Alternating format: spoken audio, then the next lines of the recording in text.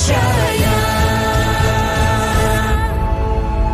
TVRI, media pemersatu bangsa.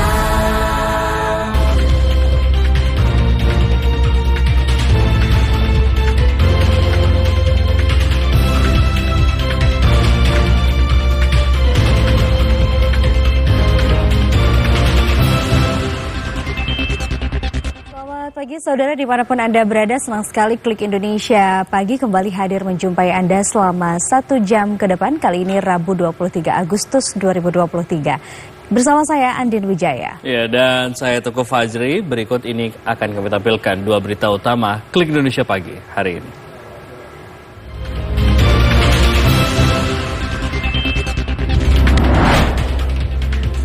Komisi Pemberantasan Korupsi menyatakan terdapat kerugian negara pada pengadaan Sistem Proteksi Tenaga Kerja Indonesia di Kementerian Ketenagakerjaan.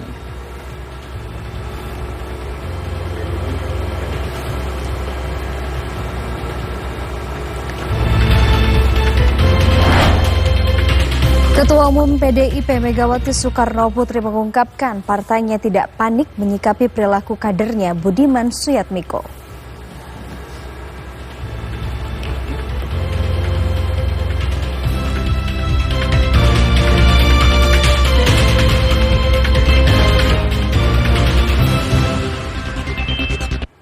Kita awal informasi pertama, saudara. Penyidik Direktorat Tindak Pidana Ekonomi Khusus Bareskrim Polri sedang melakukan penyidikan khusus dugaan tindak pidana pencucian uang pimpinan Pondok Pesantren Al Zaitun Panji Gumilang. Bareskrim Polri memeriksa 2 saksi terkait dengan kasus tersebut pada hari ini. Penyidik di Tipideksus Bareskrim Polri memeriksa 2 saksi terkait penyidikan kasus dugaan tindak pidana pencucian uang TPPU atas nama Panji Gumilang hari ini. Pemeriksaan saksi dilakukan setelah penyidik menaikkan status penanganan perkara dari tahap penyelidikan ke tahap penyidikan pada Rabu 16 Agustus. 2 saksi yang diperiksa hari ini adalah perwakilan dari Yayasan Pesantren Indonesia YPI yang menaungi Ponpes Al Zaitun. Dirtipideksus Bareskrim Polri Brigjen Polisi Wisnu Hermawan mengatakan, berdasarkan hasil gelar perkara, penyidik menemukan bukti permulaan yang cukup untuk meningkatkan penyelidikan kasus dugaan TPPU atas nama Panji Gumilang ke tahap penyidikan. Sebelumnya hasil gelar perkara penyidik di Tipideksus Bareskrim Polri terdapat 2 berkas perkara yang disepakati untuk ditingkatkan ke tahap penyidikan. Pertama, tindak pidana pencucian uang, dan tindak pidana penggelapan. Yang kedua, berkas perkara korupsi dana BOS. Sementara itu, Bareskrim Polri akan menyita sejumlah barang bukti milik pimpinan Pondok Pesantren Al Zaitun Panji Gumilang yang berkaitan dengan kasus tindak pidana pencucian uang. Namun Bareskrim Polri belum dapat merinci barang bukti yang akan disita oleh penyidik.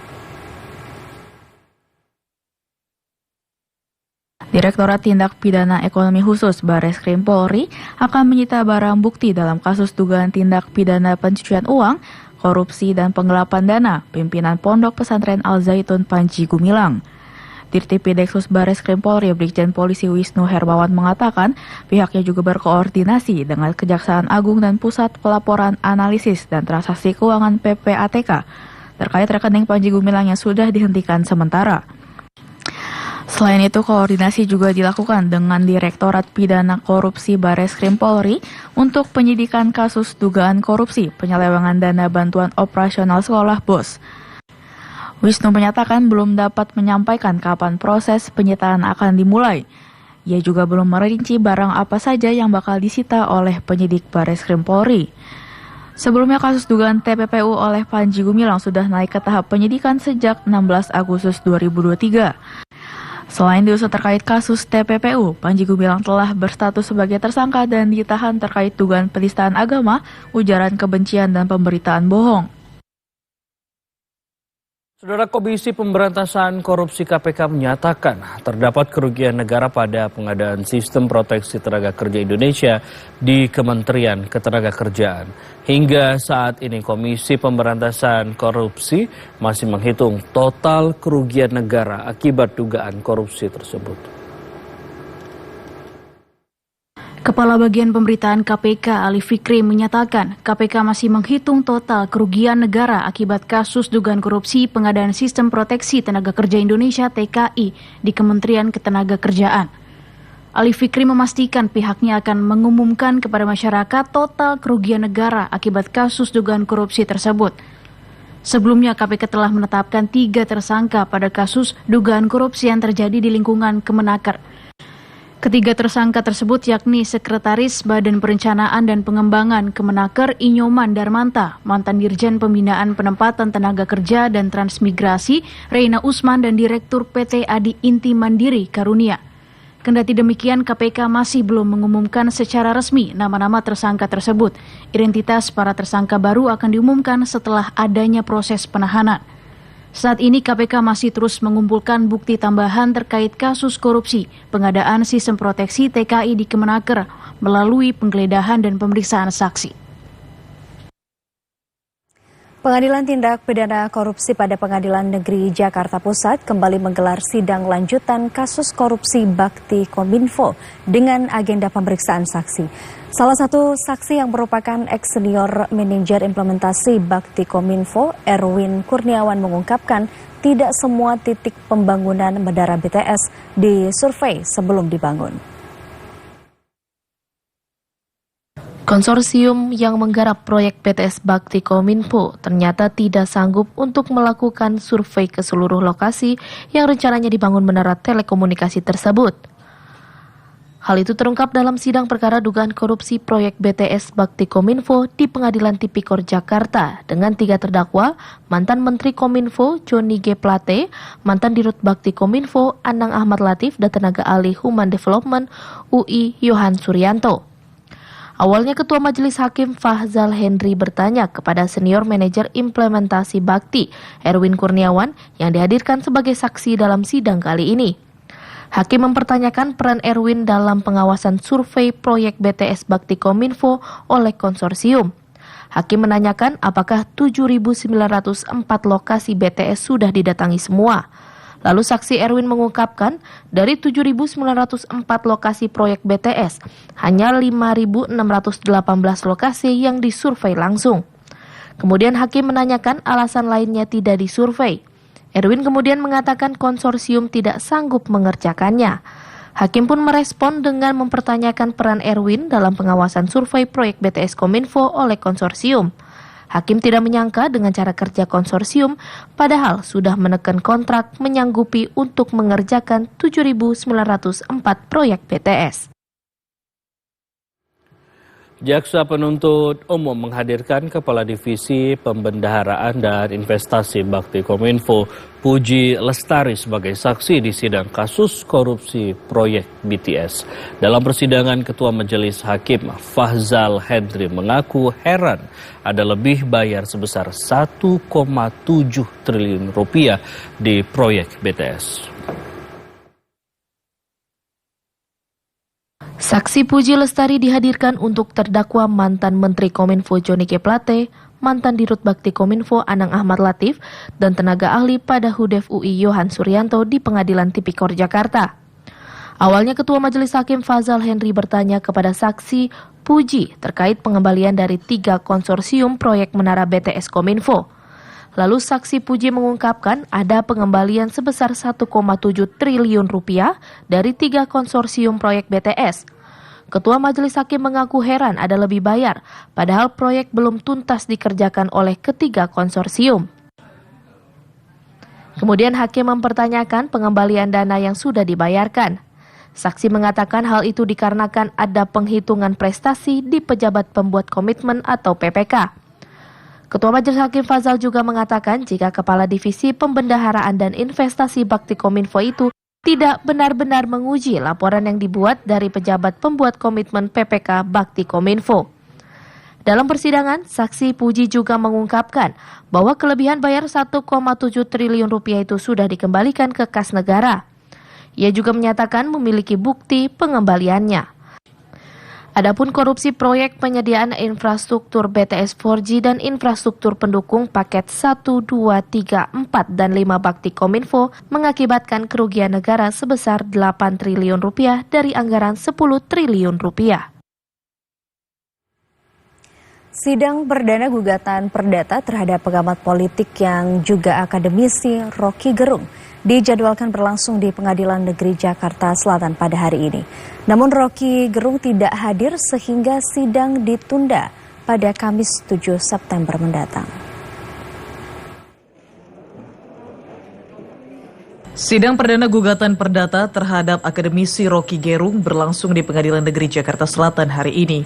Gugatan ini dilayangkan David Tobing pada Rocky Gerung terkait pernyataannya yang dianggap menghina Presiden Joko Widodo. Namun tergugat Rocky Gerung tidak hadir karena pengiriman surat panggilan sidang salah alamat sehingga Rocky tidak menerima surat panggilan sidang tersebut. Hakim mengatakan penyebab surat pengadilan sidang tidak diterima Rocky Gerung lantaran yang bersangkutan sudah pindah rumah. Surat tersebut dikirimkan ke Rocky Gerung pada 10 Agustus 2023 lalu. Hakim menyatakan pengantaran surat kembali dilakukan keesokan harinya yaitu pada 11 Agustus 2023. Namun ternyata Rocky Gerung sudah dinyatakan pindah rumah. Pada 15 Agustus 2023, surat sidang bagi Rocky Gerung pun dikembalikan ke Pengadilan Negeri Jakarta Selatan. Majelis Hakim memutuskan untuk menunda persidangan dan akan dilanjutkan pada Kamis 7 September 2023. David Tobing menggugat Rocky dengan pasal 1365 Kitab Undang-Undang Hukum Perdata lantaran dianggap menghina Presiden Jokowi dengan kata-kata tidak pantas. Kita beralih ke sorotan lainnya, saudara. Terdakwa Mario Dandi Satrio menyampaikan permohonan maaf kepada Kristalino David Ozora saat membacakan pledoi atau pembelaan dalam persidangan di Pengadilan Negeri Jakarta Selatan. Mario Dandi menyampaikan permohonan maaf dan mengakui perbuatannya atas dasar emosi yang di luar akal sehatnya. Pengadilan Negeri Jakarta Selatan menggelar sidang pledoi atau pembelaan terdakwa dari Mario Dandi Satrio dalam kasus penganiayaan berat terhadap David Ozora. Dalam persidangan, Mario Dandi menyampaikan permohonan maaf dan mengakui perbuatannya atas dasar emosi yang di luar akal sehatnya. Ia juga mengaku penganiayaan tidak pernah terbayangkan dan tidak memiliki niat untuk melukai seseorang.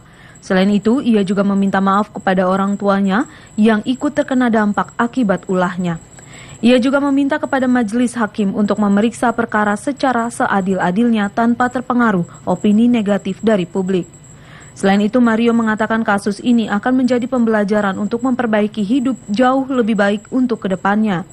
Terlebih, perkara ini juga berdampak pada keluarga intinya. Sebelumnya, jaksa penuntut umum menyatakan nihil hal yang meringankan dalam tuntutan 12 tahun penjara kepada terdakwa penganiayaan terencana. JPU juga meminta para terdakwa dalam kasus tersebut termasuk Mario Dandi untuk membayar restitusi kepada David Ozora sebesar 120 miliar rupiah. Badan Narkotika Nasional bekerja sama dengan TNI Polri melakukan operasi lanjutan pemusnahan ladang ganja di kawasan Blangmanyang, Kecamatan Sawang, Aceh Utara.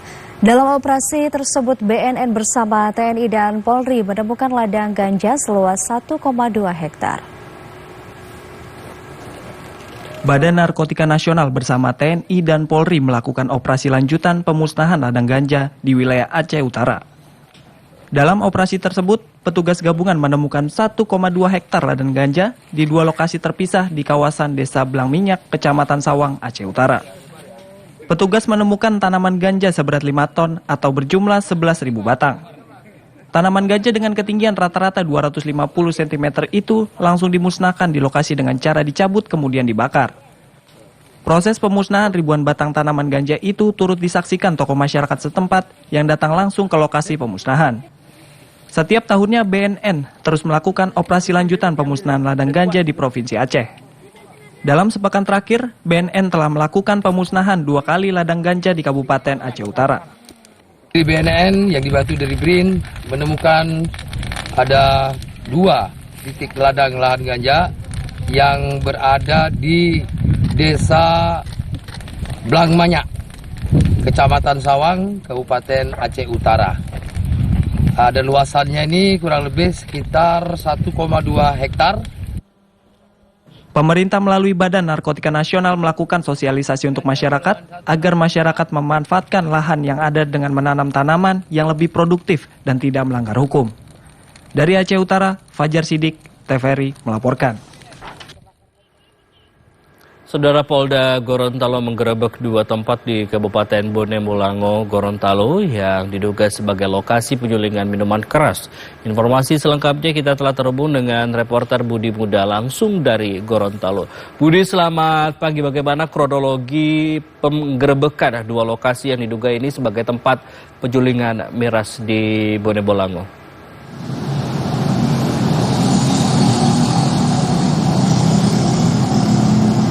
Ya, selamat pagi Fajri dan juga pemirsa.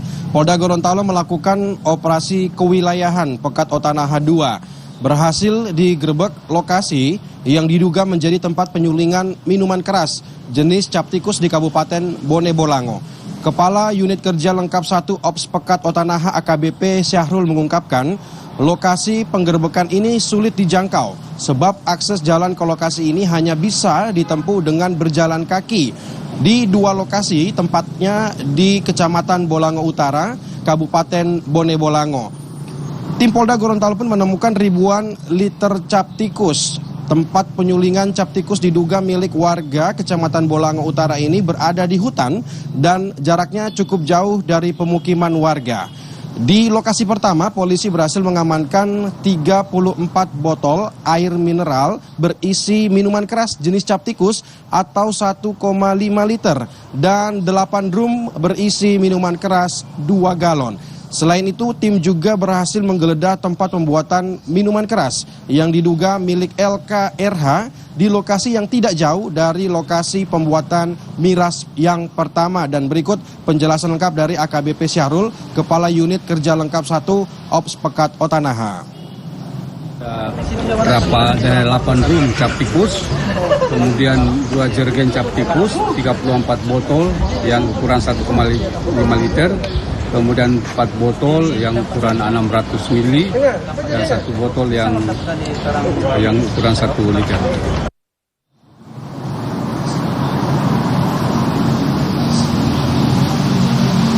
Selain itu juga pemirsa, Kepala Unit Kerja Lengkap 1 Ops Pekat Otanaha AKBP Syahrul menambahkan, tujuan dari pelaksanaan operasi Pekat Otanaha 2 adalah memberantas penyakit masyarakat yang telah mengganggu kedamaian dan kesejahteraan penyakit masyarakat di tengah-tengah masyarakat dan warga. Pengawasan berfokus pada pengawasan ketat terhadap peredaran narkoba, obat keras, penganiayaan, pencurian, kekerasan terhadap anak, penggelapan, KDRT, perzinahan, tempat penjualan atau produksi minuman keras, pemerkosaan, dan tindakan kriminal lainnya yang merusak moral serta tatanan sosial khususnya di Provinsi Gorontalo. Demikian informasi dari Gorontalo. Kembali ke Fajri di studio. Budi Muda, terima kasih atas informasi Anda. Selamat bertugas kembali. Dan saudara, informasi lainnya akan kami hadirkan usai jeda berikut ini. Klik Indonesia Pagi segera kembali.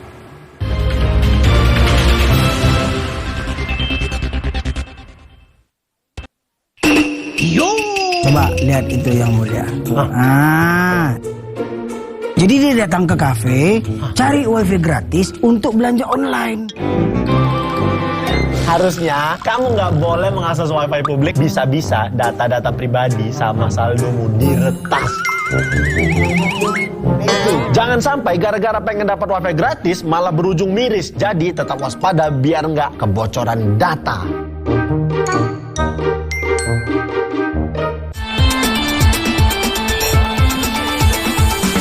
...49 medali emas diperebutkan pada kejuaraan dunia atletik Budapest, Hungaria. Jadilah saksi lahirnya rekor-rekor baru dari para atlet dunia.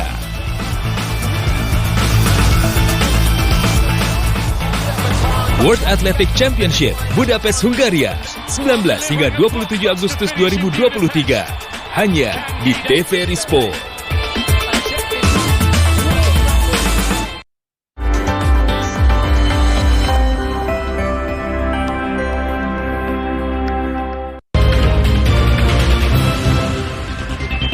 Terima kasih Anda masih bersama kami di Klik Indonesia Pagi. Saudara Presiden Joko Widodo menyatakan Indonesia akan mewujudkan kolaborasi konkret dengan Afrika melalui desain besar pembangunan 5 tahun ke depan yang sedang digarap.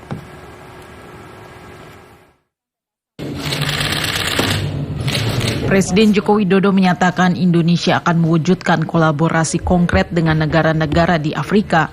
Saat ini Indonesia tengah merampungkan desain besar pembangunan 5 tahun ke depan untuk Afrika. Hal itu disampaikan Presiden Joko Widodo usai melakukan pertemuan bilateral dengan Presiden Tanzania Samia Suluhu Hassan di Dar es Salaam, Tanzania pada 22 Agustus 2023. Kepala negara menjelaskan rencana pembangunan tersebut salah satunya dalam sektor pertanian. Selain itu, Kepala Negara juga menegaskan komitmen Indonesia dalam membangun ketahanan kesehatan serta meningkatkan investasi dan perdagangan antara kedua negara. Sebagai bentuk konkret kerjasama antara kedua negara, pemerintah Indonesia dan Tanzania menandatangani sejumlah nota kesepahaman di bidang perdagangan, investasi, kesehatan, pertanian, pendidikan, dan pembangunan.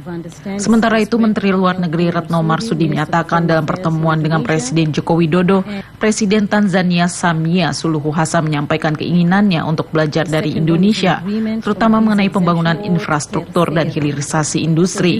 Tanzania ingin belajar dari Indonesia untuk pengembangan industri minyak kelapa sawit dan manajemen BUMN. Kedua negara juga sepakat memperkuat kerjasama dalam bidang pelatihan diplomatik. Ladies and gentlemen, thank you. Saudara Presiden Joko Widodo tiba di Bandara Internasional Maputo, Mozambik pada 22 Agustus 2023 dalam rangkaian kunjungan kerjaan kenegaraan ke benua Afrika. Kunjungan itu sekaligus untuk meningkatkan kerjasama Indonesia dengan negara-negara di Afrika. Presiden Joko Widodo dan rombongan tiba di Bandar Udara Internasional Maputo, Mozambik pada 22 Agustus 2023. Kedatangan Presiden Joko Widodo disambut Menteri Sumber Daya Mineral Mozambik Carlos Joaquim Zacarias dan State Secretary Maputo Manuel Vicente. Dua orang anak tampak memberikan karangan bunga tangan kepada Presiden. Kepala negara kemudian berjalan melewati barisan kehormatan. Duta Besar Republik Indonesia untuk Republik Mozambik dan Malawi, Heri Sudrajat, dan sejumlah pejabat dari pihak Mozambik turut menyambut kedatangan Presiden Joko Widodo. Dari bandara, Presiden beserta rombongan langsung menuju hotel tempatnya bermalam selama di Mozambik. Di hotel tersebut, Presiden disambut dengan antusias oleh sejumlah masyarakat Indonesia yang berada di Mozambik. Kedatangan Presiden Joko Widodo juga disambut dengan iringan alat musik angklung. Sebelumnya, Presiden Joko Widodo telah mengunjungi Kenya dan Tanzania. Rangkaian kunjungan kepala negara ke benua Afrika untuk memperkuat hubungan bilateral Indonesia dengan negara-negara di Afrika tersebut. Selain itu, Presiden Joko Widodo juga akan menghadiri KTT BRICS di Afrika Selatan dalam kapasitas Indonesia yang saat ini memegang keketuaan ASEAN. Tim Percepatan Reformasi Hukum yang dibentuk Menteri Koordinator Bidang Politik, Hukum, dan Keamanan Mahfud MD telah selesai bekerja. Menko Polhukam Mahfud MD menyatakan tim Percepatan Reformasi Hukum telah menghasilkan 55 butir rekomendasi untuk selanjutnya akan dilaporkan kepada Presiden. Menko Polhukam Mahfud MD menyatakan 55 butir rekomendasi yang dihasilkan tim Percepatan Reformasi Hukum telah selesai dan tinggal dirapihkan, sehingga pertengahan bulan September 2023 pihaknya akan melaporkan kepada Presiden Joko Widodo. 55 butir rekomendasi yang dihasilkan bersifat jangka pendek dan jangka panjang. Rekomendasi yang bersifat jangka pendek selanjutnya untuk ditujukan kepada kementerian lembaga terkait. Menko Polhukam Mahfud MD menyatakan untuk rekomendasi jangka panjang, beberapa di antaranya telah masuk dalam program legislasi nasional. Jangka pendek, ada yang disebar ke kementerian dan lembaga, jadi tidak banyak juga sebenarnya. Karena nanti akan disebar, ini Anda yang ngerjakan, tapi ada juga yang serius perlu jangka panjang. Nah, ini semua sudah selesai dan tinggal dirapikan. Menko Polhukam Mahfud MD sebagai pengarah tim Percepatan Reformasi Hukum belum dapat menjelaskan lebih rinci rekomendasi dari tim Percepatan Reformasi Hukum. Menko Polhukam mengungkapkan rekomendasi yang dihasilkan berasal dari 4 kelompok kerja dalam tim Percepatan Reformasi Hukum, yakni Pokja Reformasi Peradilan dan Penegakan Hukum, Pokja Sektor Agraria dan Sumber Daya Alam atau SDA, Pokja Pencegahan dan Pemberantasan Korupsi, serta Pokja Peraturan Perundang-undangan.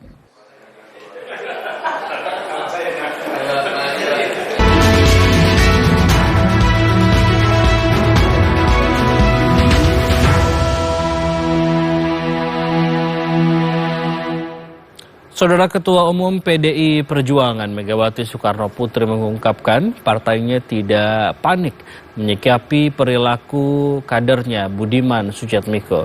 Hal ini merespon informasi beredar bahwa PDIP sedang panik menyikapi kader partainya Budiman Sujatmiko yang mendukung calon Presiden Koalisi Kebangkitan Indonesia Raya Prabowo Subianto. Ketua Umum PDI Perjuangan Megawati Soekarno Putri mengajak Sekretaris Jenderal PDI Perjuangan Hasto Kristianto agar PDI Perjuangan kembali menggelar acara akbar dengan mengundang ketua umum partai politik lain. Hal ini ditegaskan Megawati Soekarno Putri merespons informasi bahwa PDI Perjuangan sedang panik menyikapi kader partainya Budiman Sujatmiko yang malah mendukung calon Presiden Koalisi Kebangkitan Indonesia Raya Prabowo Subianto. Hal ini diungkapkan Ketua Umum PDI Perjuangan Megawati Soekarno Putri dalam sambutannya di kantor DPD PDI Perjuangan Yogyakarta. Sejumlah pihak menilai PDI Perjuangan dan Budiman Sujatmiko berseberangan dalam kaitan Pilpres 2024. PDI Perjuangan mengusung Ganjar Pranowo sebagai bakal capres, sedangkan Budiman memiliki dukungan Prabowo Subianto. Budiman Sujatmiko menganggap bakal calon Presiden Koalisi Kebangkitan Indonesia Raya, Prabowo Subianto memenuhi kriteria dan kualifikasi calon pemimpin versi Megawati Soekarno Putri. Sementara Ketua Umum PDI Perjuangan, Megawati Soekarno Putri bersama calon Presiden PDI Perjuangan Ganjar Pranowo melakukan kunjungan ke sejumlah tempat di Yogyakarta pada Selasa 22 Agustus 2023, salah satunya menghadiri temu kebangsaan di Pendopo Agung Kedaton Hotel Royal Ambarukmo, Yogyakarta. Pada pertemuan ini Megawati Soekarno Putri menyampaikan pidato kebangsaan terkait cara merawat keberagaman di Indonesia, membentuk pemimpin nasional yang bernyali tanpa membenci. Selain itu, Presiden kelima Republik Indonesia ini juga bertemu dengan relawan Ganjar Pranowo. Sementara itu, bakal calon wakil presiden dari PDI Perjuangan Ganjar Pranowo menyebut hasil beberapa survei yang mengunggulkan dirinya dibanding Prabowo dan Anies belumlah final. Namun menurut Ganjar, kepercayaan masyarakat harus disikapi dengan baik dan menghindari saling menjelekan antar calon presiden. Ditemui di kampus Universitas Gadjah Mada Yogyakarta pada Selasa pagi, bakal calon presiden dari PDI Perjuangan Ganjar Pranowo menyebut survei Litbang Kompas yang mengunggulkan dirinya dibanding Prabowo dan Anies berjumlah final. Namun menurut Ganjar, kepercayaan masyarakat harus disikapi dengan baik dan menghindari saling menjelekan antar calon presiden. Ya, kepercayaan masyarakat harus kita sikapi dengan yang penting kita hindari sesuatu yang saling mengolok-olok, saling menjelekan. Biar pemilunya menyenangkan. Sebelumnya, sejumlah lembaga survei kembali merilis hasil survei terkait elektabilitas baca pres. Salah satu survei Litbang Kompas merilis hasil survei terbarunya yang mengunggulkan Ganjar Pranowo dalam simulasi terbuka, 10 nama, 5 nama, dan 3 nama. Litbang Kompas merilis Ganjar Pranowo unggul tipis atas Prabowo Subianto. Trihartanto, TVRI Yogyakarta, melaporkan. Partai Solidaritas Indonesia atau PSI belum menentukan arah kemana dukungan bakal calon presiden dan calon wakil presiden di pemilihan presiden 2024. Hal tersebut merupakan hasil putusan Kopi Darat Nasional atau Kopdarnas yang berlangsung di Tenis Indoor Senayan, Jakarta pada Selasa malam. Wakil Ketua Dewan Pembinaan Partai Solidaritas Indonesia, Grace Natali, menyebut hasil rekomendasi musyawarah 38 Ketua DPW PSI se-Indonesia terkait arah dukungan bakal calon presiden dan wakil presiden Partai Solidaritas Indonesia di pemilihan presiden 2024 dipenuhi perdebatan substansial terkait banyaknya pertimbangan. Dalam perdebatan itu, sejumlah kriteria kandidat yang akan didukung muncul antara lain terkait masa depan Indonesia, komitmen untuk melanjutkan visi pembangunan Presiden Jokowi, pertimbangan dinamika politik terakhir dan juga pertimbangan soal harkat dan martabat partai. Dari hasil musyawarah ini, DPW PSI merekomendasi 3 arahan kepada Dewan Pembina dan Dewan Pimpinan Pusat. Momen konsolidasi 38 pengurus, ketua-ketua DPW itu berkumpul, memberikan amanah mandat kepada DPP dan juga Dewan Pembina untuk melakukan jajak pendapat lagi, ada seperti itu juga ya. Dan kemudian juga mempertimbangkan wakil presidennya, itu juga. Kalau kita bisa dukung wakil presiden yang memang anak muda dan juga bagus, berprestasi, kenapa enggak? Gitu ya, kurang lebih seperti itu. Tetapi apakah siapa? Nah, ini masih akan ada proses yang akan kita lewatin, karena sudah dapat mandat dari DPW, dan kita akan punya proses lagi setelah ini. Wakil Ketua Dewan Pembinaan Partai Solidaritas Indonesia Grace Natali juga menyebut mengenai batas usia calon presiden dan wakil presiden saat ini sedang diajukan oleh LBH PSI di Mahkamah Konstitusi. Namun jika MK mengabulkan uji materi LBH PSI dan ada kandidat anak muda berusia minimal 35 tahun yang memiliki kapasitas dan kapabilitas sebagai calon wakil presiden, maka DPP PSI akan memberikan dukungan kepada kandidat calon wakil presiden tersebut.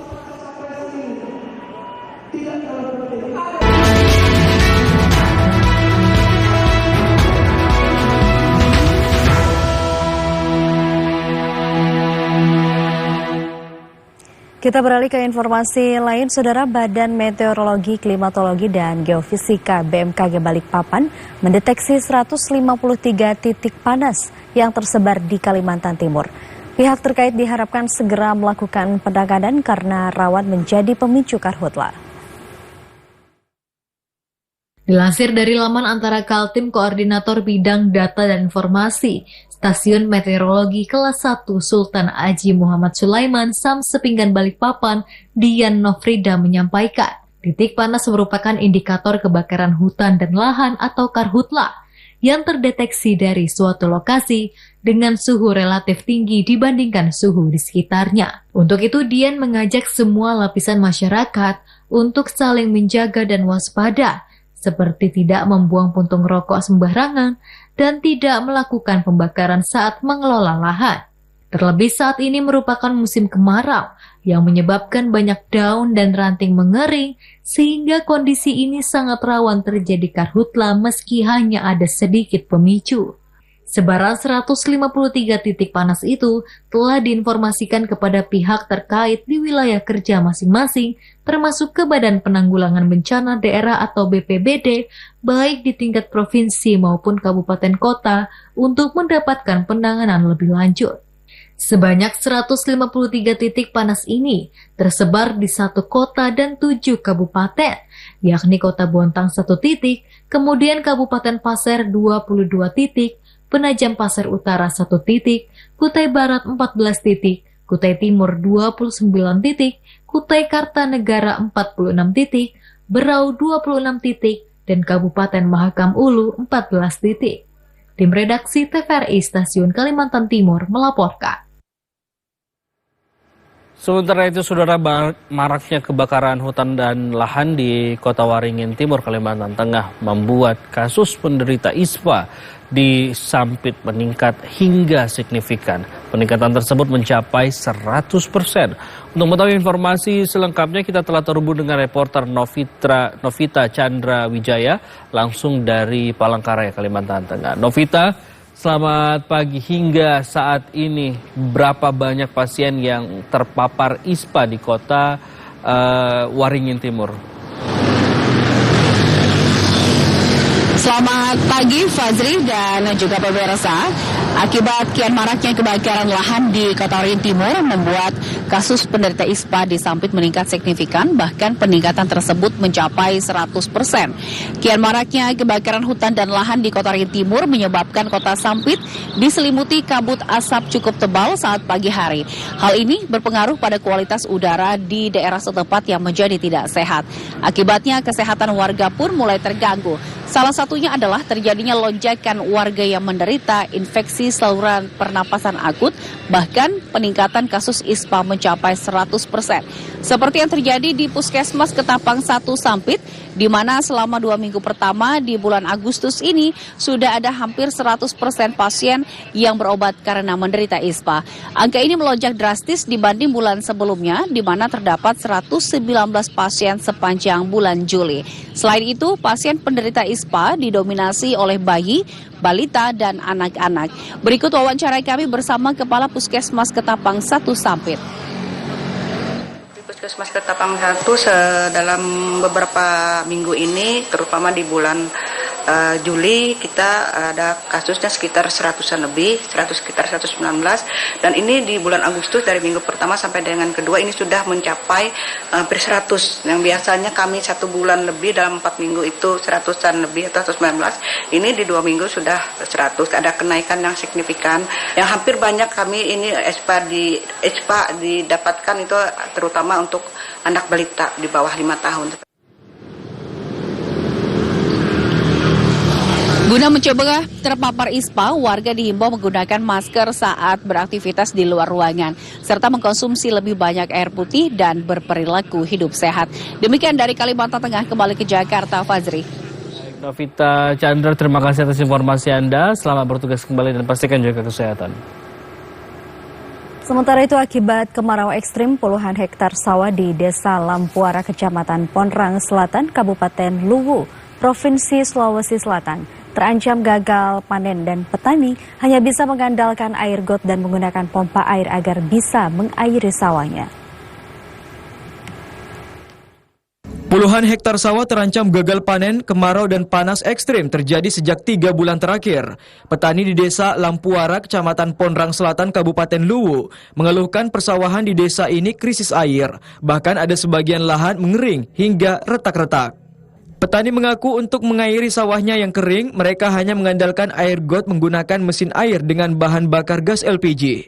Sementara dalam sehari, para petani menghabiskan 3 buah tabung gas LPG. Selain itu, kondisi pengairan yang tidak memadai juga membuat para petani kesulitan mendapatkan air. Memang di daerah ini Pak, irigasinya memang kondisinya seperti itu Pak. Situ sejak kapan Pak? Kalau cerita masalah sejak kapan itu sudah lama Pak. Itu sekitar berapa tahunan? Kurang lebih 15 tahun. 12 tahun. Kondisinya seperti itu Pak. Petani berharap agar pemerintah segera memperbaiki irigasi yang kondisinya memprihatinkan, sehingga para petani tidak terancam gagal panen pada saat musim kemarau. Dari Kabupaten Luwu, Irsal TVRI Sulsel melaporkan. Mengantisipasi dampak El Nino yang diprediksi akan terjadi pada bulan Agustus dan September di Sumatera Barat, pemerintah Kota Padang melakukan sejumlah langkah strategis dalam mempersiapkan kecukupan pangan di Kota Padang, Sumatera Barat. Dan untuk mengetahui informasi selengkapnya akan disampaikan oleh reporter Dodi Syaputra langsung dari Padang, Sumatera Barat. Dodi, selamat pagi. Langkah-langkah apa saja yang dilakukan oleh pemerintah Kota Padang dalam mencukupi kebutuhan pangan ini? Baik, terima kasih Fajri. Benar sekali saudara, untuk mengantisipasi terjadinya dampak El Nino yang diperkirakan oleh BMKG terjadi pada bulan Agustus hingga September 2023 ini, pemerintah Kota Padang juga melakukan langkah strategis dalam memenuhi dan juga mencukupi kebutuhan pangan masyarakat Kota Padang. Salah satunya dengan mempersiapkan ketersediaan beras untuk masyarakat Kota Padang. Data yang kami terima dari Dinas Pertanian Kota Padang bahwa untuk bulan Agustus dan juga September ini ketersediaan dan juga kecukupan beras dan juga bahan pangan lainnya di Kota Padang masih aman dan bisa memenuhi kebutuhan masyarakat khususnya hingga bulan September 2023 mendatang. Sementara itu saudara, untuk wilayah Sumatera Barat juga masih relatif aman karena hingga Agustus 2023 ini Sumatera Barat masih cenderung dilanda oleh hujan. Dan untuk hasil pertanian bahkan tidak mengalami penurunan yang signifikan. Sementara itu dapat kami informasikan juga bahwa untuk menghadapi dan juga menghadapi ancaman kekeringan, pemerintah Kota Padang juga meminta kepada para petani yang ada di Kota Padang untuk melakukan langkah antisipasi seperti mengendalikan dan juga membasmi hama tanaman yang bisa merusak tanaman masyarakat dan juga menurunkan produksi hasil pertanian masyarakat yang ada di Kota Padang seperti beras dan juga sayur mayur. Masyarakat dan juga petani diminta untuk selalu produktif dan langsung melakukan penanaman setelah melakukan masa panen. Demikian laporan dapat kami sampaikan dari Padang, Sumatera Barat. Kembali ke Fajri di studio. Ya Putra, terima kasih atas informasi Anda. Selamat bertugas kembali. Informasi lainnya, Saudara, Menteri Pertahanan Republik Indonesia Prabowo Subianto mengumumkan bahwa Indonesia telah menandatangani nota kesepahaman atau MOU komitmen pembelian 24 unit pesawat tempur F-15X baru dari Amerika Serikat. Menteri Pertahanan RI Prabowo Subianto mengumumkan bahwa Indonesia telah menandatangani nota kesepahaman atau MOU komitmen pembelian 24 unit pesawat tempur F-15EX baru dari Amerika Serikat. Penandatanganan itu dilakukan di The Boeing Company, St. Louis, Missouri, Amerika Serikat. Dalam unggahan di akun media sosialnya, terlihat Prabowo turut menyaksikan penandatanganan MOU tersebut. Prabowo juga sempat menengok unit pesawat tempur tersebut di kantor Boeing. Sebelumnya pada November 2022 lalu, Prabowo memastikan rencana pembelian jet tempur F-15 sedang dalam tahap lanjut dan menunggu persetujuan akhir dari pemerintah. Kepastian itu disampaikan Prabowo seusai melakukan pembicaraan empat mata dengan Menteri Pertahanan Amerika Serikat Lloyd J. Austin III di kantor Kemhan RI Jakarta.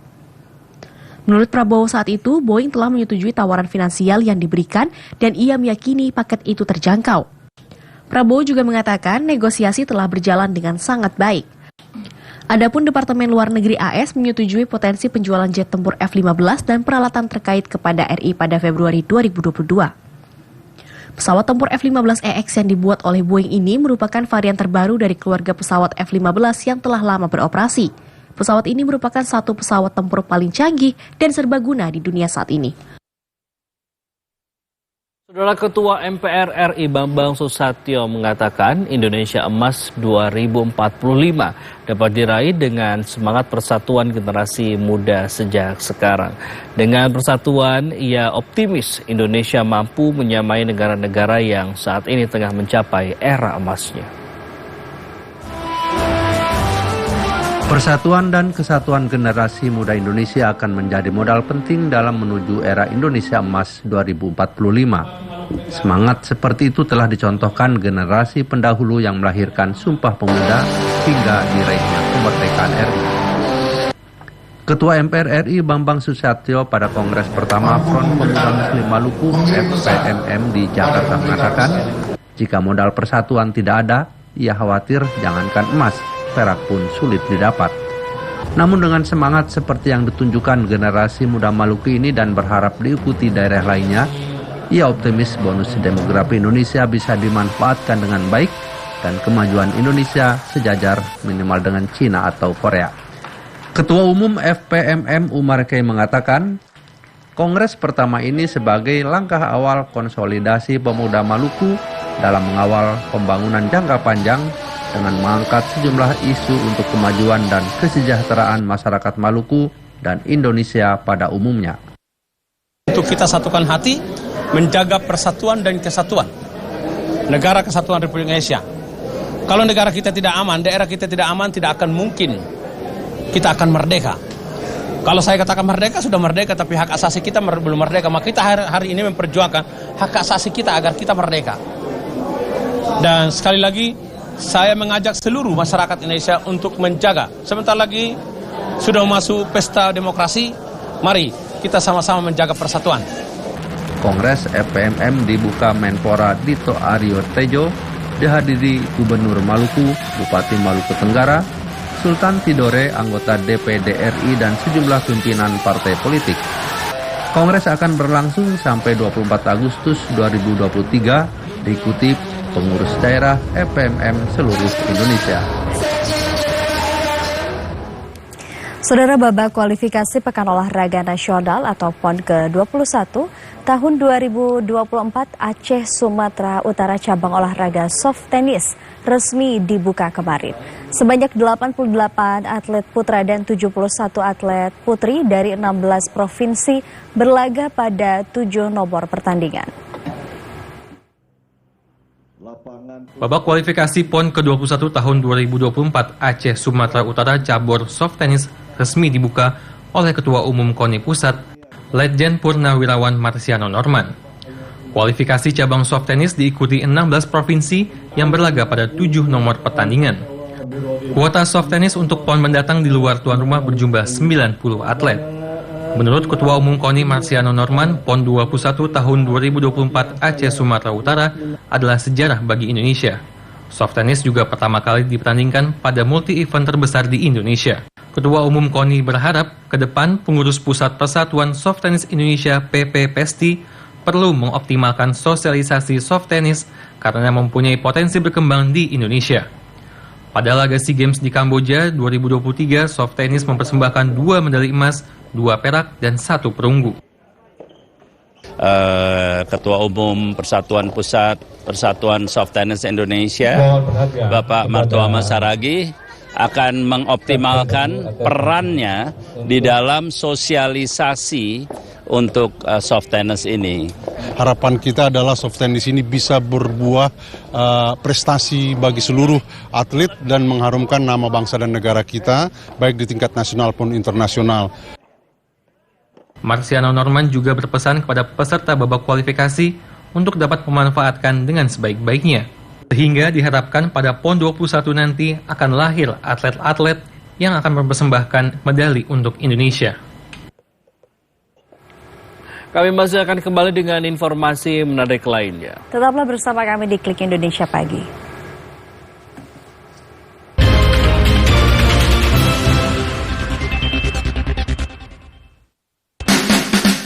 Memeriahkan HUT ke-78 Republik Indonesia dan HUT ke-61 Televisi Republik Indonesia.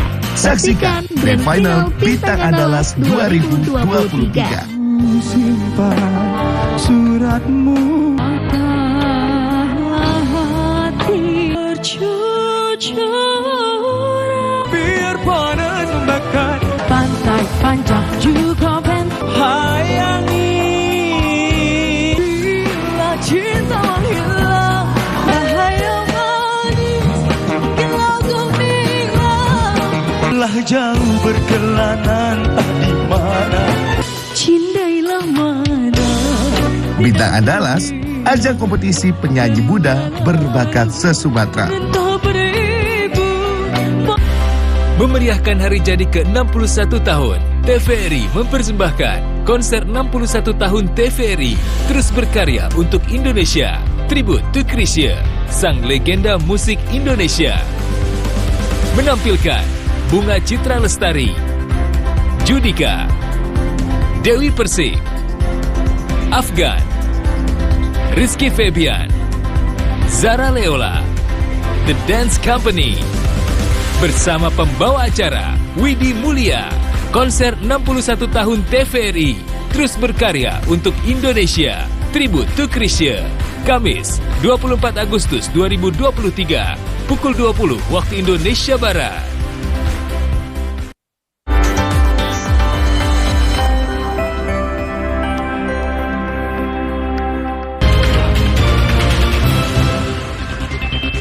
Terima kasih saudara, Anda masih bersama kami. Saudara, objek wisata Greenhouse Lezata memiliki ratusan koleksi barang antik dari berbagai daerah di Indonesia. Barang antik tersebut dikumpulkan dari berbagai daerah di Indonesia, bahkan juga dari luar negeri yang saat ini masih terawat. Salah satu objek wisata yang terletak di Jalan Bukit Tinggi Payakumbuh, kawasan Koto Ilalang, Kabupaten Agam, memiliki salah satu museum dengan berbagai koleksi barang antik, bahkan ada beberapa barang antik tersebut yang berumur lebih dari 100 tahun.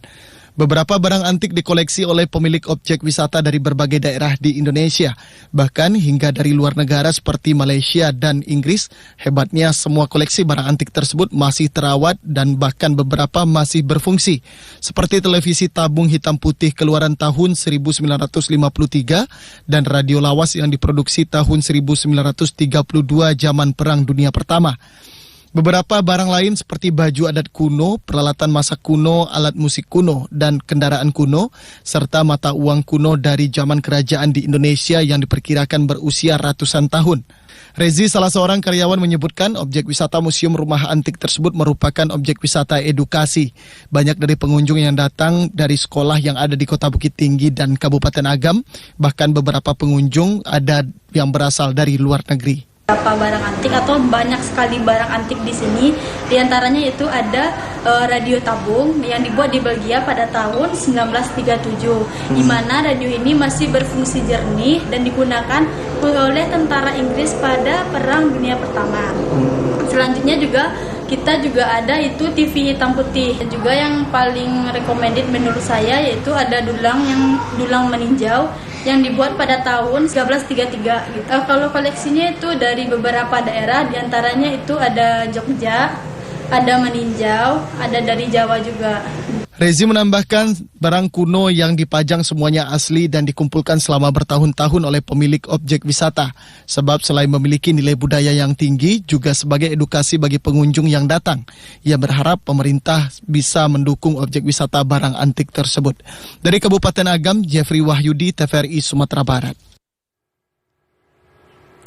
Dan saudara, informasi tadi sekaligus menutup perjumpaan kita di Klik Indonesia pagi kali ini.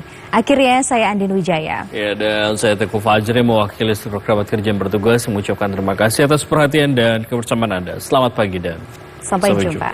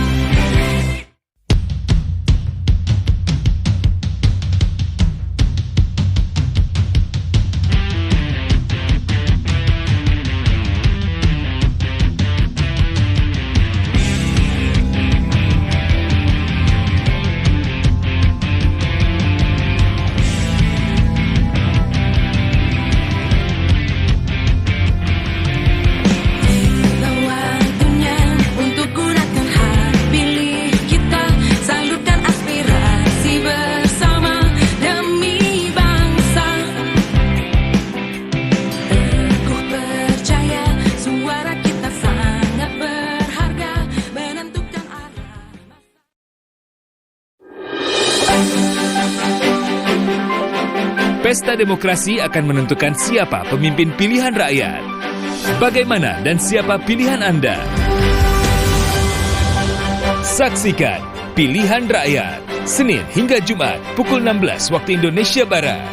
Hanya di TVRI.